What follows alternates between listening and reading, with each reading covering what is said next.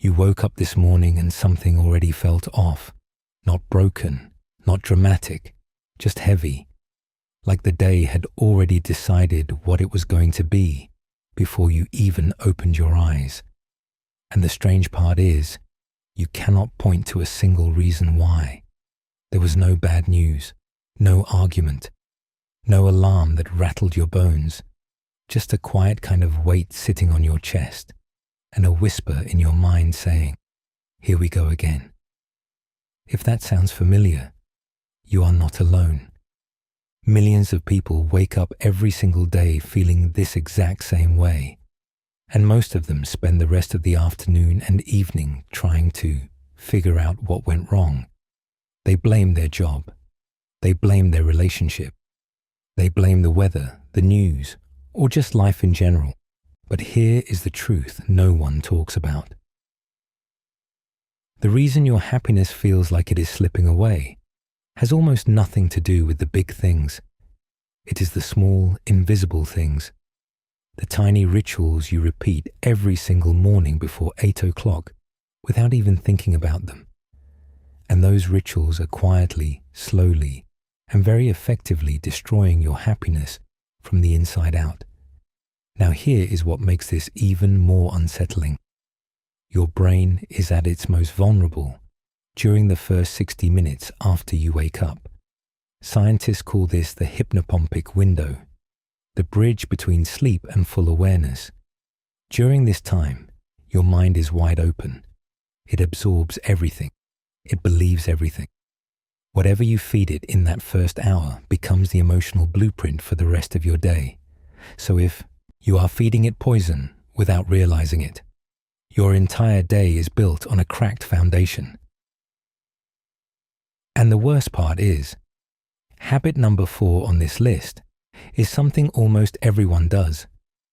Society considers it completely normal, but psychologically, it might be the most damaging thing you can do to yourself before breakfast. Let us start with the first habit, and honestly, you probably already know what it is, but knowing and understanding are two very different things. The first habit is reaching for your phone the moment you wake up. It sounds harmless. Everyone does it. You open your eyes, you grab your phone, and you start scrolling. Maybe it is social media. Maybe it is the news. Maybe it is just checking your messages. But what is actually happening inside your brain during that moment is far more serious than you think. When you sleep, your brain enters a slow, restorative state. It processes emotions. It files away memories. It heals. And when you first wake up, your brain is still in that soft, open mode. It has not yet shifted into full alertness. So when you grab your phone and flood it with notifications, headlines, other people's opinions, and carefully curated images of lives that look better than yours, you are not just casually browsing. You are hijacking your brain's startup sequence. Your brain responds to that flood of information by releasing dopamine, not the good, earned kind of dopamine that comes from finishing a task or connecting with someone you love. This is the cheap, fast kind, the kind that spikes hard and crashes harder. And once your brain gets that hit first thing in the morning, it starts chasing it for the rest of the day. You become reactive instead of proactive. Instead of deciding how your day will go, your day decides for you. Every notification pulls you. Every ping demands your attention. And by noon, you feel scattered, anxious, and strangely empty, even though you have been busy all morning. Imagine a person who wakes up every day and immediately checks their phone. Let us call this a narrative illustration. This person scrolls through social media for about 20 minutes before getting out of bed. They see a friend on vacation, a co-worker got promoted, someone they went to school with just bought a house. None of these things are bad, but to a brain that is still half asleep and wide open, each one of those images lands like a small verdict. You are behind. You are not enough. You are falling short, and the person does not even realize it. They just get out of bed feeling a little worse than they did when they woke up. And they cannot figure out why. And here is the thing that makes this habit so dangerous. It does not feel like a problem. It feels like connection. It feels productive. It feels like you are staying informed and keeping up. But your brain knows the difference between real connection and digital noise. Real connection calms the nervous system. Digital noise activates it. And when your nervous system is activated before you have even taken your first deep breath of the day, you are starting from a place of tension instead of peace. Everything that follows is shaped by that tension. The fix is not complicated, but it does require something that feels almost rebellious in today's world. It requires you to do nothing, to wake up and just exist for a few minutes, to let your brain finish booting up on its own terms. No screen, no input. Just silence, just you and the quiet morning. That alone can change the entire direction of your day. Now, let us talk about the second habit. And this one is going to sting a little because almost everyone is guilty of it. The second habit is hitting the snooze button. It feels so good in the moment. That extra 5 or 10 minutes of sleep feels like a gift. But your brain does not see it that way at all. In fact, your brain sees it as a form of betrayal. Here is what happens when your alarm goes off. Your brain begins the waking process. It starts pulling you out of sleep, adjusting your hormones, raising your body temperature, and preparing you for the day. But then you hit snooze, and your brain, confused, tries to go back to sleep.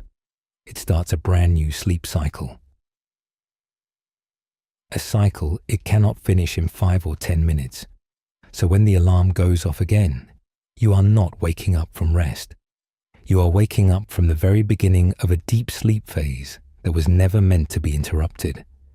Scientists call this sleep inertia. It is that groggy, heavy, foggy feeling you get when you wake up after hitting snooze. And it does not just last for a few minutes. Sleep inertia can affect your thinking, your mood, and your decision-making for up to 2 to 4 hours after you get out of bed. That means the first half of your day is being run by a brain that is still trying to figure out whether it is awake or asleep. Your reaction time is slower.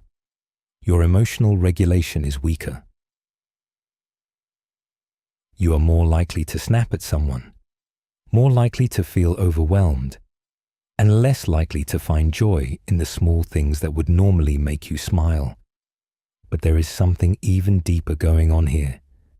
Every time you hit snooze, you are sending your brain a message, and that message is simple. You are not ready. The day ahead is something to avoid. Life is something to delay, and your subconscious hears that message loud and clear. Over time, it starts to believe it. Waking up stops being a fresh start and becomes something you dread, and that dread does not stay in the morning. It follows you. It colors everything. Consider a person who hits snooze 3 or 4 times every morning. Let us paint this picture carefully. This person is not lazy. They are tired. They are overwhelmed. And the snooze button feels like the only moment of control they have. But what they do not realize is that those extra minutes of fragmented sleep are making everything worse. They arrive at work already behind. Their brain is foggy. Their patience is thin. And by the time they get home in the evening, they feel like the day ran them over. Not because the day was especially hard, but because their brain never fully woke up to meet it. The answer is not about willpower. It is about understanding what your brain needs. And what it needs is a clean, single wake up. One alarm, one moment of rising, and then movement. Even just standing up and stretching for 30 seconds can signal to your brain that the day has begun and there is no going back. That small act of commitment sets a tone that carries forward into everything else. Now we arrive at the third habit, and this one is harder to see because it does not involve a phone or an alarm clock. It lives entirely inside your head. The third habit is the story you tell yourself the moment you become aware of the day ahead. Think about what happens in those first few conscious moments. Before your feet hit the floor, your mind is already running. And for many people, that mental script sounds something like this. I do not want to do this. Today is going to be exhausting. I have so much to deal with. Nothing ever changes. These are not just passing thoughts. They are instructions. Your brain takes them seriously. When you start the day by narrating it as something to survive, your brain shifts into survival mode. It raises your cortisol. It tightens your muscles. It narrows your focus to threats and problems. And suddenly, the world looks darker. Not because it is, but because you told your brain to see it that way. This is what psychologists refer to as a negative cognitive lens. It is like putting on tinted glasses first thing in the morning. Everything you see for the rest of the day is colored by that initial filter. A co-worker's neutral comment feels like criticism. A small inconvenience feels like a disaster. A moment of stillness feels like boredom instead of peace. A compliment gets dismissed. A kind gesture goes unnoticed. And it all traces back to that first story you told yourself before you even got dressed. The world did not change. Your filter did. And that filter was set in the first 5 minutes of your day. Imagine a person who wakes up every morning already dreading what is ahead. They are not facing anything catastrophic, just the usual routine, work, errands, responsibilities. But in their mind, each one of those things is framed as a burden. And because the brain cannot tell the difference between a real threat and a narrated one, it responds to both the same way. This person spends the entire day in a low-level state of stress. Their body is tense. Their mood is flat. And by evening, they are emotionally exhausted, not from what happened, but from the story they told about what was going to happen. The shift here is subtle but powerful. It is not about forcing positivity.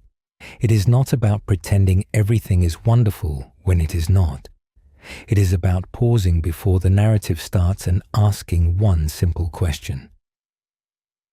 What if today is better than I think it will be? That single question creates a crack in the default story. And through that crack, something lighter can get in. Not forced joy, just openness, just the possibility that today might surprise you. And now we come to the fourth habit, the one that hides in plain sight, the one that society not only accepts but actually encourages. The fourth habit is starting your morning without any kind of structure at all. Pure chaos, pure reaction. No plan, no rhythm, no intention. Just stumbling from one thing to the next and hoping it all works out. This might sound like freedom, and for a while it can feel that way. But your brain does not experience it as freedom. Your brain experiences it as a flood of micro decisions that drain your mental energy before the day even truly begins. What should I eat? What should I wear? Should I shower now or later? Should I check email first or make coffee? Should I leave early or risk being late? Each one of those decisions, no matter how small, uses up a portion of your willpower. And willpower is not unlimited. It is a resource, and it runs out. Researchers call this decision fatigue, and it is one of the most well-documented forces in behavioral psychology. The more decisions you make early in the day, the worse your decisions become later. Your patience drops, your creativity fades, your ability to choose things that actually make you happy shrinks, And by the time you reach the afternoon, you are running on fumes. Not because you did anything hard, but because your brain spent all its energy on things that did not matter. You used up your best thinking on breakfast options and outfit choices, and the decisions that actually shape your life. How to respond to a difficult conversation, whether to take a risk, how to spend your evening, those get whatever is left over, which is usually not much. Now picture a person who has no morning routine. Every day is different. Sometimes they eat breakfast, sometimes they skip it, sometimes they rush, sometimes they linger, sometimes they remember to drink water, sometimes they go hours without a single sip. There is no anchor, no rhythm, no predictable starting point, and because of that, their brain never gets the signal that says everything is under control. Instead, it stays in a constant state of low alert, always scanning, always adjusting, always spending energy on logistics instead of living. Compare that to a person who follows even a simple routine. Wake up. Glass of water, 5 minutes of quiet, get dressed, same breakfast, out the door. It is not exciting, it is not glamorous, but it is stable, and stability is what the brain craves more than almost anything. When the small things are handled, the brain is free to focus on the big things, the meaningful things, the things that actually bring happiness. Now step back for a moment and think about what all 4 of these habits have in common. The phone, the snooze button, the negative story, the lack of structure. None of them are dramatic. None of them feel like a crisis in the moment, but stack them together, day after day, week after week, year after year, and the effect is devastating. It is not just a bad morning, it is a pattern. A pattern that slowly reshapes your brain, your mood, your relationships, and your entire experience of being alive. This is the part most people miss. They think happiness is about the big wins, the promotion, the vacation, the milestone. And yes, those things matter, but they are temporary. They come and go. What actually determines your baseline level of happiness is not what happens to you. It is what you do in those first quiet moments of every single day. The moments nobody sees. The moments that feel too small to matter. The moments you probably never think about twice. Those are the moments that build your life, brick by brick, morning by morning, until one day you look around and wonder how you ended up feeling so far from the person you wanted to be. And the cumulative weight of getting those moments wrong is heavier than most people realize. Far heavier. Over a lifetime, those 4 habits do not just steal your mornings. They steal your clarity. They steal your patience. They steal your confidence. They steal your ability to feel joy in the ordinary. They turn every day into something to get through instead of something to experience. And the cruelest part is, you never see it happening. It is too slow, too quiet, too normal. But here is the other side of that truth. If small habits can quietly destroy your happiness, then small habits can quietly rebuild it too. And the rebuild does not require a complete overhaul of your life. It requires something much simpler. It requires stillness. The most powerful thing you can do in the morning is almost nothing. Wake up. Do not reach for your phone. Do not check the time. Just lie there for a moment. Breathe. Feel the weight of your body on the mattress. Notice the light in the room. Let your brain wake up the way it was designed to, slowly, gently, and on its own terms. Then get up. Move your body, even if it is just a stretch. Drink some water. Sit with your thoughts for a few minutes before the world starts asking things of you. This is not meditation. This is not a wellness trend. This is not something you need to buy or download or subscribe to. This is just giving your brain the one thing it needs most, a clean start. A moment of silence before the noise begins. A chance to set the tone instead of inheriting one. A chance to be the author of your morning instead of its passenger. And when you do that, something shifts. Not overnight, not dramatically, but steadily. In the same slow way, the damage was done. The healing begins. You start to notice that your mornings feel lighter.